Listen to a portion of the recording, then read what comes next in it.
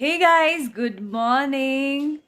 तो हम हैं आज हर्षिल में और आज है हमारे हर्षिल का डे थर्ड। अगर आपने पहले के ब्लॉग्स नहीं देखे हैं ना, तो इससे पहले के दो ब्लॉग्स भी ज़रूर देखना। इतनी ज़्यादा खूबसूरत सीनरी मैंने आपको उसमें दिखाई है ना, आपको वो ज़रूर देखना चाहिए। तो डे थ्री है हमारा आज, और आज हम निकलने वाले हैं घर की तरफ।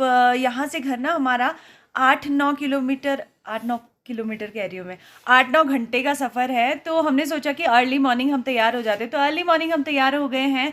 ब्रेकफास्ट वगैरह हमने नहीं किया है, उसमें टाइम लग जाएगा ना। पहाड़ों पे ऐसे ही होता है कि अभी सीज़न का टाइम नहीं है, तो ये बहुत स्टाफ भी कम है, तो ये नाश्ता बनाने में पता नहीं कितना देर लगाते। तो हमने सोचा कि हम अर्ली मॉर्निंग तैयार हो जाते हैं और कहीं रास्ते में ही ब्रेकफास्ट भी कर लेंगे। तो चलिए फिर आपको ले जाती हूँ वापसी के रास्ते में। वापसी का रास्ता भी बहुत ज़्यादा ब्यूटीफुल होने वाला है। अभी 8-9 घंटे की जर्नी है। देखते हैं रास्ते में हमें क्या क्या और कुछ मिलता है घूमने के लिए। और हाँ, एक शाम को हमें टाइम पे पहुंचना है, क्योंकि शाम को है फंक्शन। फंक्शन मतलब पार्टी है, मेरे भांजे का बर्थडे है। उसके लिए गिफ्ट भी नहीं लिया हमने, क्योंकि हम 3-4 दिन से बाहर ही थे, तो गिफ्ट भी लेंगे उसके लिए। और इससे पहले कि अगर आपने 2 दिन के मेरे हर्षिल के व्लॉग्स नहीं देखे हैं ना, तो वो भी ज़रूर आप चेकआउट कीजिए। बहुत प्यारी प्यारी जगह हमने उसमें कवर की हैं। बहुत ही हिस्टोरिकल प्लेस है, वो आपको ज़रूर देखना चाहिए। बहुत ज़्यादा खूबसूरत जगह है। मेरी बड़ी तमन्ना थी ना वहाँ पे जाने की, तो इस बार मैं आखिर मतलब वहाँ पे घूम ही आई। तो वो व्लॉग्स आपको ज़रूर चेकआउट करने चाहिए। तो देखिए, रेडी हो चुके हैं सब, बैग वगैरह ले लिया है। और हमारा लगेज कुछ ज़्यादा नहीं था। लगेज रखने का हमें बहुत एक्सपीरियंस हो चुका है कि कम से कम जगह में ज़्यादा से ज़्यादा कैसे रख सकते हैं। तो ये देखिए, एक ही सूटकेस हमारा है, लगेज भी हमने रख दिया है। और आपके लिए मैं बता दूं, अगर आपको पता नहीं है ना, तो मेरा एक और चैनल है जिसका नाम है DIY मैजिक। उसका लिंक मैं आपको डिस्क्रिप्शन पे दे दूंगी, वो आपको ज़रूर पसंद आने वाला है। वो मेरा एक्चुअली इससे भी पुराना है। उसमें मैं सुंदर, सस्ते, टिकाऊ DIY बनाती हूँ, वो भी बिना किसी खर्चे के, वेस्ट मटेरियल से। तो आपको वो भी ज़रूर चेक करना चाहिए। तो चलिए अब रूम को करते हैं बाय बाय, और मैं दिखाती हूँ आपको बाहर का व्यू। अगेन ये देख रहे हैं आप, सूखे सूखे से पेड़, तो बस अभी फूल आने स्टार्ट हुए हैं। ये सारे के सारे ना एप्पल के गार्डन हैं। बाहर की सीनरी है खूबसूरत सी, और वो दूसरी तरफ देखिए बर्फ़ से ढकी हुई पहाड़ियाँ। शौनक भी हो चुका है तैयार। एंड ये देखिए, इस रिज़ॉर्ट में ना ज़्यादा लोग नहीं रुके हुए थे, हमारे अलावा शायद 1-2 ही फैमिलीज़ थी जो यहाँ पे रुकी हुई थी। तो बस अब बढ़ते हैं अपने सफ़र में आगे।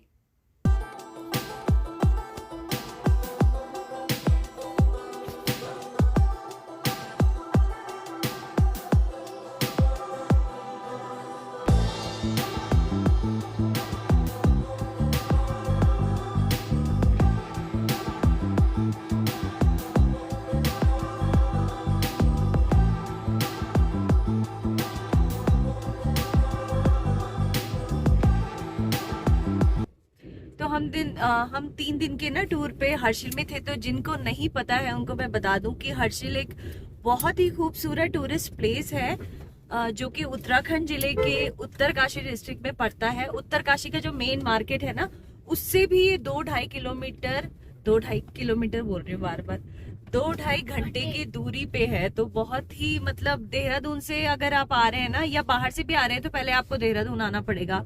और देहरादून से जब जाते हैं तो वहां से मतलब 8-9 घंटे लग जाते हैं हर्षिल आते हुए। लेकिन इतने घंटे की ड्राइव करके ना आपको बिल्कुल भी रिग्रेट नहीं होगा जब आप वहां पे पहुंचेंगे। बिल्कुल वर्थ इट है। उसकी सीनरी इतनी खूबसूरत है ना। और अभी हम अप्रैल के महीने में आए हैं, तभी भी चारों तरफ इतनी बर्फ पड़ी हुई है ना अभी भी। तो बहुत ही खूबसूरत, मतलब हर्षिल से आगे गंगोत्री तो आप जानते होंगे, 4 धामों में से एक धाम है जहाँ से गंगा जी का उद्गम होता है। तो गंगोत्री है ना, उसी के पास ही ये हर्षिल पड़ता है। बहुत खूबसूरत जगह है। गंगोत्री के तो फिलहाल अप्रैल में जब हम आए हैं, उसके कपाट अभी नहीं खुले हैं, उसको कुछ टाइम है, इसलिए हम गंगोत्री नहीं गए। अदरवाइज मैं गंगोत्री भी जरूर जाती। नेक्स्ट टाइम जब हम गंगोत्री आएंगे ना, तो उसके भी मैं दर्शन आपको जरूर करवाऊंगी। फिलहाल आप देखिए हर्षिल बहुत ही beautiful and must visit place है। आप लोगों को भी एक बार यहाँ पे जरूर आना चाहिए।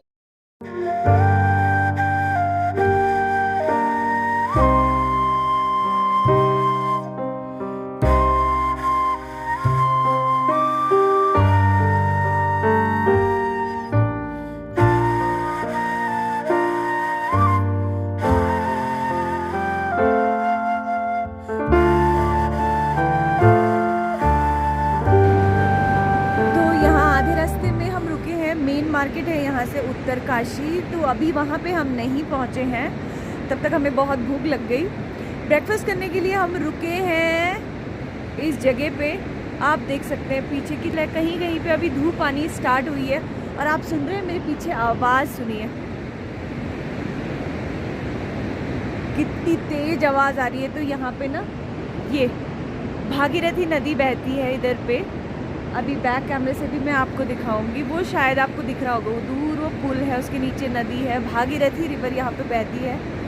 बहुत ज़्यादा ठंडा है। अगर यहाँ पे आने का आप प्लान करते हैं ना, गर्मियों के सीज़न में भी प्लान करते हैं, तो आपको फुल जैकेट, कैप वगैरह सब कुछ लेके आना पड़ेगा। बहुत ठंडा रहता है यहाँ पे। तो चलिए फिर हम करते हैं ब्रेकफास्ट। इसके तो ना मज़े पड़ जाते हैं, जहीं भी जाता है इसको सिर्फ यही खाना है। क्या खाना है? जैसे कि यहाँ पर कुछ और भी है एग्स है, हम तो अलग खाएंगे। मैं नहीं खाना हुआ नहीं। इसको बस हर जगह ये मिल जाता है, मैगी। कल भी इसने मैगी खाई। सबसे सेफ ऑप्शन ये रहता है अभी, हेल्दी। खा ले, ये खा लो। चल शाना, ये पापा। तो बस यहाँ से निकलकर अब बढ़ते हैं आगे अपने सफ़र की तरफ। यहाँ पे देखिए अभी तक धूप भी पूरी नहीं आई हुई है, तो बस आगे चलते हैं। यहाँ पे ना आपको बहुत सारे, क्योंकि ऊपर पर ग्लेशियर है ना, तो पिघलते हुए ग्लेशियर से बहुत सारे इस तरीके के छोटे छोटे झरने आपको मिलेंगे।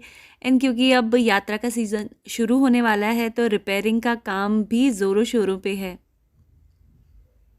देखिए छोटे छोटे झरने आपको हर जगह मिल जाएंगे।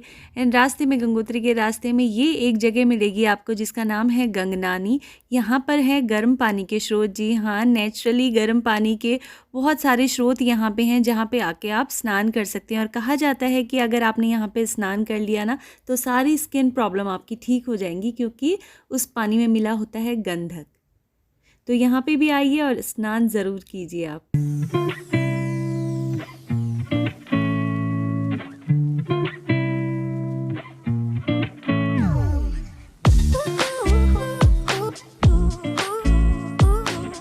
मैंने आपको कहा था ना कि रास्ते में चलते चलते हमें ऐसे ही बहुत सारे ब्यूटीफुल सीनरी मिलने वाली है।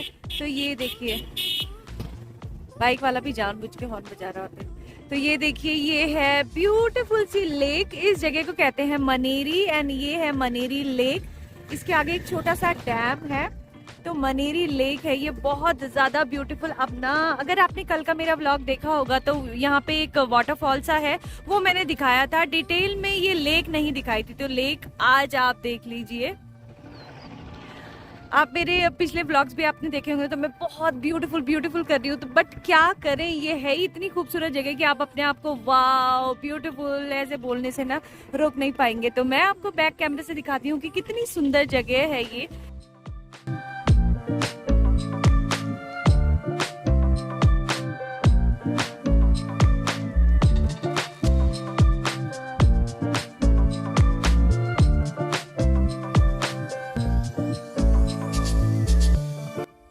और लेक से लगभग 1-1.5 किलोमीटर आगे जाने पर आपको मिलता है ये बड़ा सा वाटरफॉल। तो देखिए, जिस वाटरफॉल की मैं बात कर रही थी ना, नेचुरल नहीं है, यहाँ पे डैम है। इसी की झील आपने आगे देखी थी। तो ये है वो वाटरफॉल, और ये इतना तेज है ना, इतना बड़ा है कि ये पानी की बौछारें हमें जब हवा चलती है ना, तो यहाँ तक फील होती है, यहाँ तक आता है ये, जबकि इसका डिस्टेंस बहुत ज्यादा है हमसे अभी। तो देखिए,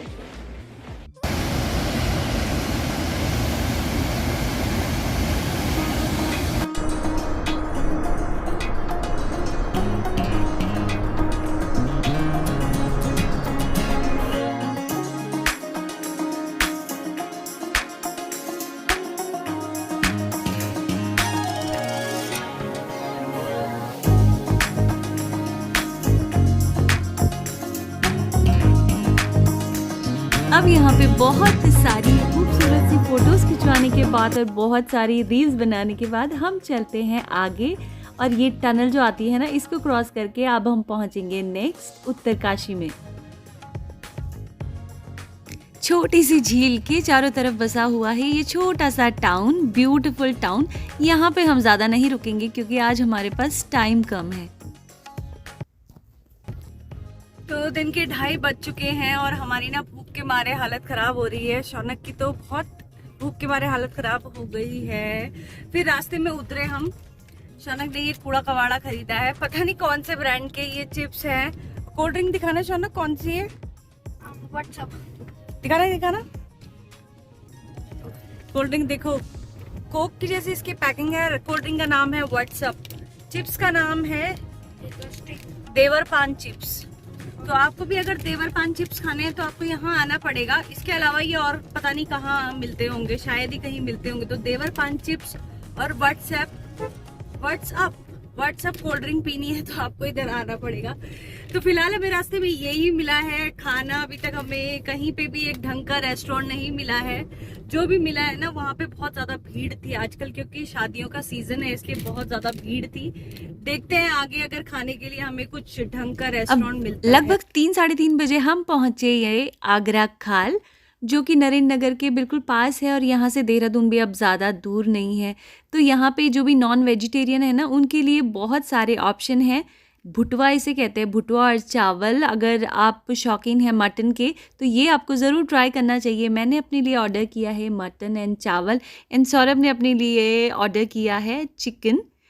शौनक ने अपने लिए पहले दाल मांगी थी और फिर वो गुस्सा हो गया कि उसको भी चिकन ही खाना है, तो फिर उसने भी चिकन खाया।